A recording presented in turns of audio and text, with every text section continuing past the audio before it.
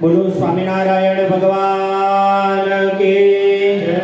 બોલો શ્રી લક્ષ્મીનારાયણ દેવ કી જય।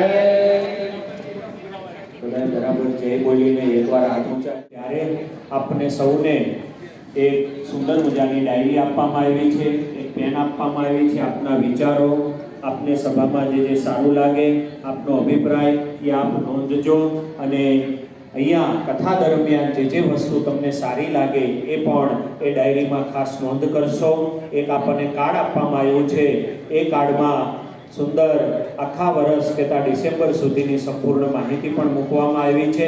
અત્યારે આપણી વચ્ચે સંતો પરમ પૂજ્ય વડતાલ મંદિરના મુખ્ય કોઠારી દેવપ્રકાશદાસજી સ્વામી, પરમ પૂજ્ય સદગુરુ શ્રી બ્રહ્મ સ્વરૂપદાસજી સ્વામી, હું પૂજ્ય બ્રહ્મ સ્વરૂપદાસજી સ્વામીને પ્રાર્થના કરીશ આપ વ્યાસપીઠિકા પર બિરાજમાન થશો। અત્યારે અહીંયા વિધિવત આપણે સભાનો પ્રારંભ કરીશું। આણંદવાળા ફાલ્ગુન ભગત આપણને જે રીતે આગળ પ્રાર્થના કરવાની અને આપણે જયઘોષ પણ કરવાનો છે, તો બધા જ સ્વયંસેવકોને વિનંતી કે હવે બધા સ્વયંસેવકો પોતપોતાનું સ્થાન ગ્રહણ કરી લેશે। ફાલ્ગુન ભગત બોલો। શ્રી ઘનશ્યામ મહારાજની જય। શ્રી મદન મોહનજી મહારાજની જય। શ્રી રાધા રમણ દેવની જય। શ્રી ગોપીનાથજી મહારાજની જય। શ્રી નર નારાયણ દેવની જય। શ્રી કષ્ટભંજન દેવની જય। શ્રી વિઘ્ન વિનાયક દેવની જય। 500 પરમહંસની જય।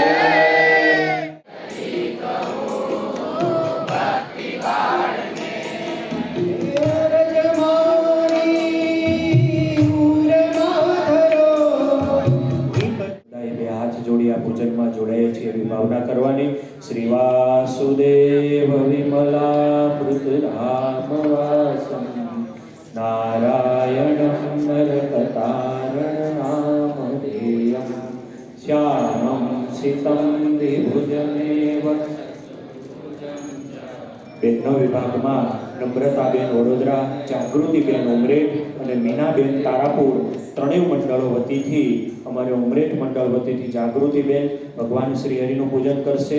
તારાપુર અને એ બાજુના યુવતી મંડળ વતીથી મીનાબેન અને વડોદરા અને એ બાજુના યુવતી મંડળ વતીથી નમ્રતાબેન વડોદરા ત્રણેય બહેનો ત્યાં આવીને ભગવાન માટે મોકલવામાં આવે। વસો ખાંડલીથી પધારેલા અંકુર ભગતને પ્રાર્થના કરું ઘનશ્યામ મહારાજને એક હાર પહેરાવી અને ઘનશ્યામ મહારાજનું પૂજન કરશો।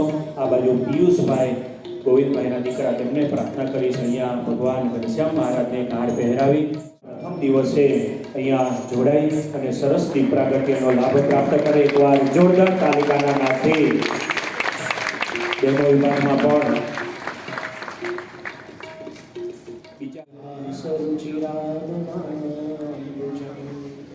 પૂજિતં સુરનરોત્તમે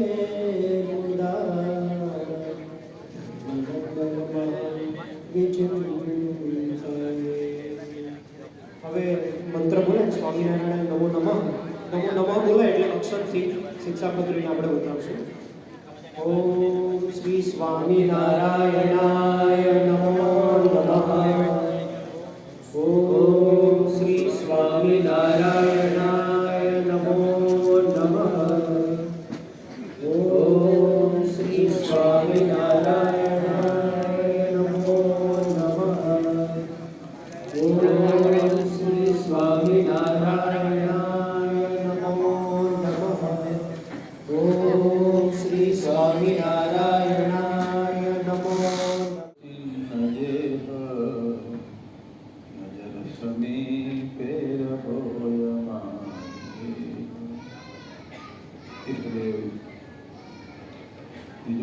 विराजमान प्राण गिरावा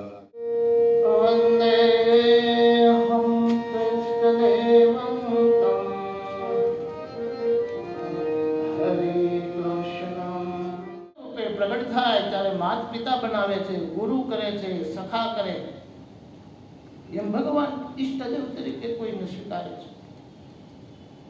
શ્રી કૃષ્ણ ભગવાનનું ઐશ્વર્ય સામર્થ્ય સર્વે અવતાર કરતા વિશેષ છે। એટલે સ્વામિનારાયણ ભગવાન મનુષ્ય આકારે છે, એટલે ભગવાને કૃષ્ણ ભગવાનને ઈષ્ટદેવ તરીકે સ્વીકાર્યા. એક મનુષ્યની જેમ આદર્શ ભક્ત કેવા હોવા જોઈએ, પતિવ્રતાની ભક્તિ કેવી હોવી જોઈએ, સ્વામિનારાયણ ભગવાન મને અને તમને શીખવાડે છે. જો જ્યાં હોય ત્યાં કૃષ્ણ ભગવાનના વખાણ, વિશ્રામૃત જુઓ, સત્સંગી જીવન જુઓ, કોઈ પણ જુઓ, સ્વામિનારાયણ ભગવાન વાત કરે, કૃષ્ણ ભગવાનની જ વાત કરે, શીખવાડે છે.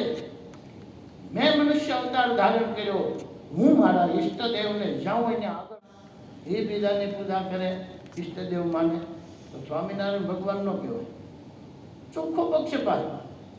હે, જો હું તમને પ્રમાણ આપું છું. ભગવાન શ્રી રામ ભગવાને પૂજેલા શ્રી રંગનાથજી મહારાજ, શ્રીરંગ ક્ષેત્ર તમિલનાડુ, ત્યાં હાલમાં પણ છે. 17 લાખ વર્ષ પહેલા ત્રેતા યુગ હતો, ત્યારે ભગવાન શ્રી રામ થયા. એમના પૂજેલા આજે પણ છે. રામેશ્વર મહાદેવ પધરાવ્યા તો એ ભગવાન નો મટ્યા. શ્રીરંગનાથની પૂજા કરી વર્ષો સુધી તો એ ભગવાન નો મટ્યા. પણ સ્વામિનારાયણ ભગવાને શિક્ષાપત્રીમાં લખ્યું, હું શ્રી કૃષ્ણ ભગવાનનું ધ્યાન કરું છું, અને સ્વામિનારાયણ ભગવાન મટી ગયા. હવે કેવું કહેવાય? આ સવાલ, આ જવાબ બધા યાદ રાખજો. આવજો, આમ જોવો તો ખરા, તમે હો ઘણા લાકડા વાય ઢગલા બનશે, એટલે એક એકને લેતા આવજો. બરાબર છે? જય સ્વામિનારાયણ. એકવાર જોરદાર તાલિકાને નાખી શિક્ષાપત્રીનો પહેલો અને બીજો શ્લોક આમ તો જો અધૂરો રહ્યો, લાભ લેવો છે ફરી. આવતી સભામાં જ્યારે અનુકૂળતા હશે ત્યારે શિક્ષાપત્રીની કથાનો આપણે આગળ અનુકૂળતા પ્રમાણે લાભ લઈશું. પૂજ્ય સ્વામીએ સરસ મજાની કથા આપણને લાભ આપ્યો. આમ તો સ્વામીને તો કઈ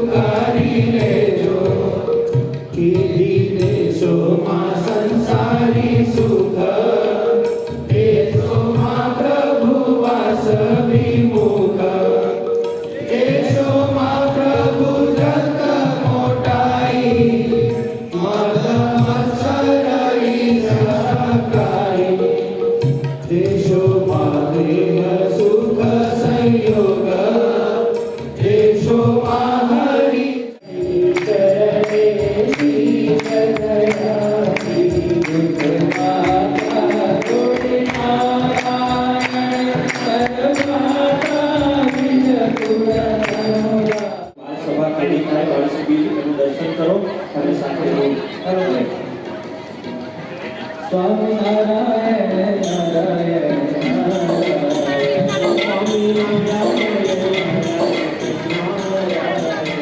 સ્વામિનારાયણ